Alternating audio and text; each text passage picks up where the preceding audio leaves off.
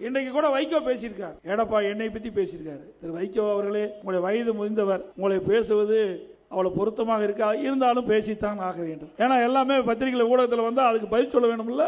நீங்கள் பேசாத பேச்சா திமுக பத்தியும் திரு கருணாநிதி பத்தியும் திரு ஸ்டாலின் பத்தியும் என்னென்னலாம் திட்டுனீங்க, எல்லாமே எங்களுக்கு ஆதாரமா இருக்குது. அவ்வளவு மோசமா பேசிட்டு அங்க போய் கொத்தடிமையா இருக்கிறீங்க. இன்னொன்னும் கேவலம், எல்லா கட்சியும் கூட்டணி சேர்றாங்க, அந்தந்த கட்சி சின்னத்தில் நிற்பாங்க. ஆனா வைகோ மட்டும் திமுக சின்னத்தில் நிற்கிறாரு. ஆனா வைகோ கட்சின்னு சொல்றாரு. அப்பா அம்மா பேர் வைக்கிறாங்க, அது நிரந்தர பேரு.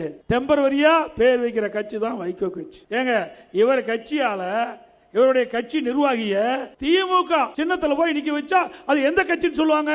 அதுவும் எந்த கட்சியில போட்டிட்டாலும் அந்த உறுப்பினர் அட்டை இருக்க வேணும்.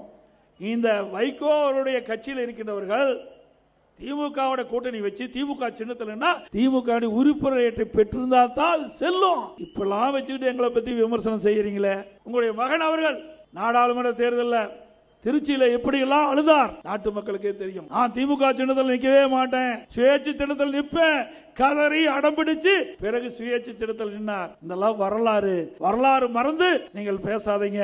பேசினால் நாங்களும் அதற்கு எங்களுடைய நிர்வாகிகளும் தகுந்த பதிலடி கொடுப்போம்.